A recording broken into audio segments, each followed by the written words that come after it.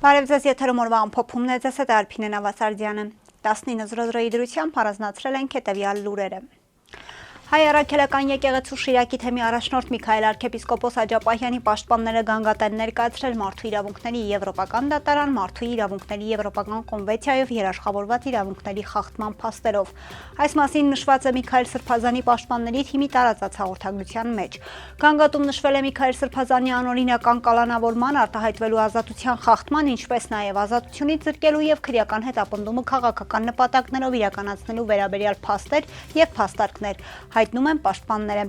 Ավելի ուշ հայտնի դարձավ նաև, որ Սրբազանի խափանման միջոցը փոխվել է, վերաքննիչ դատարանը բավարարեց փաստաբանների ներկայացրած խափանման միջոցի միջնորդությունը եւ կալանքը փոխանինեց տնային կալանքով։ Տնային կալանք եւ բացակայելու արգելք, որի ընթացքում արգելված են ընդունել հյուրեր, հեռախոսային խոսակցություններ, նամակագրություն եւ այլն։ Նշված սահմանափակումները չեն վերաբերում մերձավոր ազգականներին, պաշտպաններին, Շիրակի թեմի հոգեվոր դասի 1 ծառայողի եւ վարչատնտեսական մասի 1 աշխատակցի, ասաց դատավոր Էդգար Մանասյանը։ Դատարանի որոշումը լսելուց հետո փաստաբան Արա Զոհրաբյանը խնդրեց, որ Միքայել Սրբազանին թույլ տան նաև կիրակի օրերին մասնակցել Սուրբ Եվանմա պատարագների Գյումրի 7 վերք եկեղեցում, որը նրա բնակության վայրի կողքին է։ Զոհրաբյանը նաև ընդգծեց, որ մերձավոր ազգականը միայն նրա ավագ եղբայրն է, որն առողջական խնդիրներ ունի եւ խնդրեց թույլ տալ, որ Սրբազանի ավագ եղբոր որդիներն էլ կարողանան այցելել նրան։ Ավելի ուշ դատարանը որոշեց եկեղեցում պատարագի մասնակցելու միջնորդությունը հետաձգել։ Մյուս միջնորդությունն էլ որոշեց բավարարել տնային կալանքի ընթացքում թույլատրվում է տեսակցել միայն Գրիգոր Աջապահյանին։ Արցախի նախկին պետնախարար Ռուբեն Վարդանյանի որդին Դավիթ Վարդանյանն ԱՄՆ փոխնախագահ Վենսի Հայաստան կատարելիք հայցից առաջ կոչ է արել Միացյալ Նահանգներին միջոցներ ձեռնարկել 2023 թվականի սեպտեմբերից Ադրբեջանում պահվող հայ քրիստոնյա գերիներին ազատ արձակելու համար։ Այս մասին Դավիթն ասել է Կաթոլիկ ոտ միջազգային պարբերականին տված հարցազրույցում։ Այցի նախորդին հայ քրիստոնյա կալանավորի որդին կոչ է անում Թրամփի վարչակազմին ճնշում գործադրել 2023 թվականի սեպտեմբերից Ադրբեջանում պահվող կալանավորներին ազատ արձակելու համար, գրում է պարբերականը։ Դավիթը նշել է, որ իր հայրը տարածաշրջան է տեղափոխվել 2020 թվականին Արցախի եւ Ադրբեջանի միջև պատերազմից հետո աջակցելու տեղի քրիստոնյա բնակչությանը, որին լքել էր մնացած աշխարհը։ Նա հիշեցրել է, որ իր հայրը որոշել է հրաժարվել նախկին կյանքից, փորձելով պաշտպանել մարդկանց ամենածանր պահին ապրել նրանց կողքին։ Եվ հիմա նա հատուցում է հետապնդվող բնակչությանը խաղաղ միջոցներով պաշտպանելու փորձի համար, ասվում է Վարդանյանի որդու նամակում։ Նա ընդգծել է, որ երբևէ զինվորական պաշտոն չզբաղեցրած իր հորը դատում է ռազմական դատարանը։ Ավելին անկախ ծրագրողներին եւ դիտորդներին արգելվել է ներկա գտնվել դատական նիստերին, իսկ ընտանիքի հետ կապը կտրուկ սահմանափակվել է Ադրբեջանից Կարմիր խաչի միջազգային կազմակերպության պատվիրակության արտաքսումից հետո։ Ընտանիքի հետ շփման միակ ձևը մնում են կարճ, խիստ վերահսկվող հեռախոսազանգերը։ Նա ըստ էության դարձել է քաղաքական շոուի մասնակից, ընդգծել է Դավիթը։ Նա նշել է, որ իր հորը պահել են մենախցում եւ ենթարկել բռնության։ Բանտարկության առաջին շաբաթվա ընթացքում թույլ չեն տվել նրան Աստվածաշունչ փոխանցել, բայց ամենասարսափելին այն է, որ մյուս բանտարկյալներից տեղեկություն ենք ստացել, որ խաչի կամ այլ խորհրդանիշների տեսքով դաջվածքներ ունեցող մարդկանց մարմնի այդ հատվածներն այրել են, ընդգծել է Դավիթ Վարդանյանը։ ԱՄՆ փոխնախագահ Ջեյմս Դեյվիս Վենսը Երևան է ժամանելու փետրվարի 9-ին, իսկ հաջորդ օրը մեկնելու է Բաքու։ 67 տարեկանում կյանքից հեռացել է ֆինանսների նախկին նախարար Վարդան Խաչատրյանը, այս մասին գրել է Պատիվ ունեմ խմբակցության անդամ Տարոն Մարգարյանը։ Խորը ցավով տեղեկացա իմ ավագ ընկեր Հայաստանի Հանրապետության ֆինանսների նախկին նախարար Վարդան Խաչատրյանի մահվան մասին, հոգեհանգստի արարողությունը կկատարվի փետրվարի 7-ին Կոնդի Սուրբ Հովհաննես եկեղեցում ժամը 18:00-ից 20:00, հուղարկավորությունը փետրվարի 8-ին ժամը 14:30-ին նույն վայրից։ Խորին ցավակցություններս ընտանիքի անդամներին, հարազատներին եւ բոլոր ընկերներին, նշել է նա։ Խաչատրյանը ֆինանսների նախարար է եղել 2000-ից 2008 թվականներին։ Օրագիր Նյուզը ցավակցում է Վարդան Խաչատրյանի ընտանիքի անդամներին եւ հարազատներին։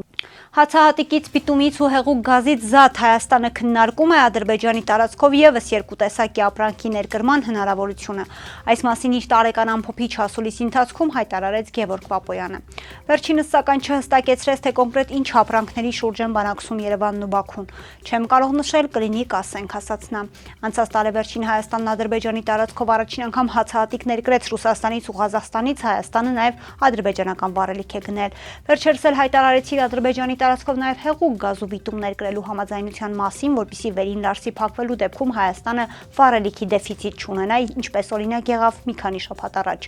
Ադրբեջանի տարածքով ներկրված հեղուկ գազի մասին սակայն առայժմ չի հայտարարվել, ըստ Պապոյանի ամեն ինչ համաձայնեցված է, մնացածը բիզնեսի տիրույթում է։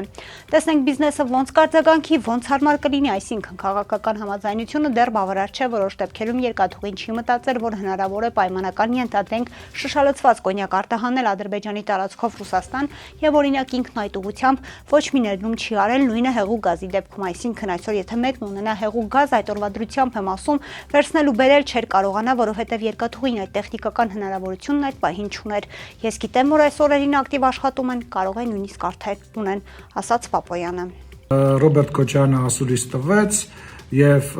փորձեց հերքել այն ամեն ինչը, ինչը անհերքելի է։ Ալեն Սիմոնյանը Հայաստանի Հանրապետության երկրորդ նախագահ Ռոբերտ Քոչարյանի դեմ հայց է ներկայացրել, դատարան Սիմոնյանը դեռ հունվարի 29-ին հայտարարել էր, որ Ռոբերտ Քոչարյանին դատի է տալու իրեն վիրավորելու համար ու գումար է պահանջելու։ Նա նշել էր, որ դրանից գումար է հատկացնելու մարտի 1-ի եւ հոկտեմբերի 27-ի զոհերի հիշատակի հուշարձանների մոտ ծաղիկներ խոնարհելու համար։ Պատասխանող Ռոբերտ Սետրակի Քոչարյանին պարտավորեցնել հայցվոր Ալեն Սիմոնյանից հրապարակայնորեն ներողություն խնդրել հետեւյալ կերպ. տեղադրել հայտարարություն Facebook սոցիալական կայքի Քոչարյանի էջում բոլորի համար հասանելի եւ տեսանելի եղանակով առնվազն 5 աշխատանքային օր ժամկետով կամ անհնարինության դեպքում առնվազն 5000 տպաքանակ ունեցող տպագիր մամուլում նշվում է հայցի մեջ։ Սիմոնյանը պահանջում է, որ հայտարարությունը վերնագրվի հետեւյալ կերպ. Ես Ռոբերտ Քոչարյանից ներողություն եմ խնդրում Ալեն Սիմոնյանից, իսկ բովանդակությունը շարադրվի այսպես. 29/01/2026-ին իմ կողմից հրավիրված մամուլի ասուլիսին կատարել եմ վիրավորական արտահայտություններ Ալեն Սիմոնյանի վերաբերյալ, ինչի համար ներողություն եմ խնդրում պարոն Սիմոնյանից։ Հայցում որպես երկրորդ պահանջ նշվում է այն, որ Քոչարյանից հոգու Սիմոնյանի պետք է բռնագանձել 1 միլիոն դրամ որպես վիրավորանքի համար նախատեսված փոխհատուցում։ Ազգային ժողովի նախագահի երրորդ պահանջն էլ այն է, որ Ռոբերտ Քոչարյանից հոգու Ալեն Սիմոնյանի բռնագանձվի ընդհանուր 530,000 դրամ դատական ծախսերի հատուցում, որից 480,000-ը փաստաբանի վարձատրության գումար, 50,000-ը պետական տուրքի։ ԿՊԱ-ական պատգամավոր Հայկ Սարգսյանը հերքում է շրջանառվող տեղեկությունները, թե ինքը որևէ կապ ունի կոռուպցիոն գործարքների հետ։ Ավելի վաղ Նիկոլ Փաշինյանը անդրադառնալով Հայկ Սարգսյանի եւ կուսակցության տարբեր անդամների միջև առկա հակասություններին, ինչպես նաեւ նրան ԿՊ-ի նախընտրական ցուցակում չընդգրկելուն, ասել էր, թե այս պատմությունն ընդամենը մեկ բանի մասին է, որ ԿՊ-ն իր անդամների ոչ կանոնավոր կոռուպցիոն տեսանկյունից խնդրահարույց գործողությունները չի հանդուրժելու։ Հայկ Սարգսյանը Փաշինյանի խոսքերը մեկնաբանել չի ցանկանում, միաժամանակ պնդում է, ինքը երբևէ որևէ կոռուպցիոն պատմության հետ կապ չի ունեցել։ Ըստ մամուլի հրապարակումների ԿՊ վարչության որոշ անդամներին բացակայությամբ ինձ մեղադրել են կոռուպցիոն կամ ոչ կոռուպցիոն ինչ-որ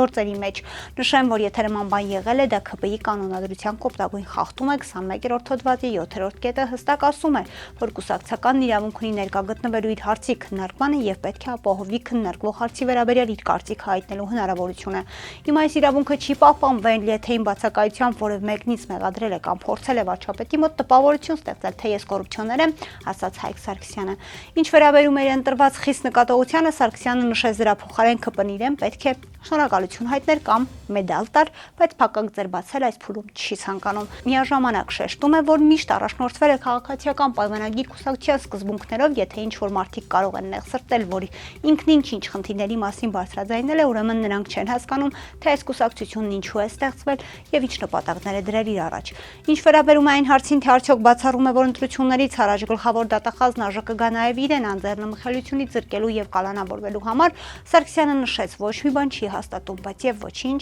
չի բացառում։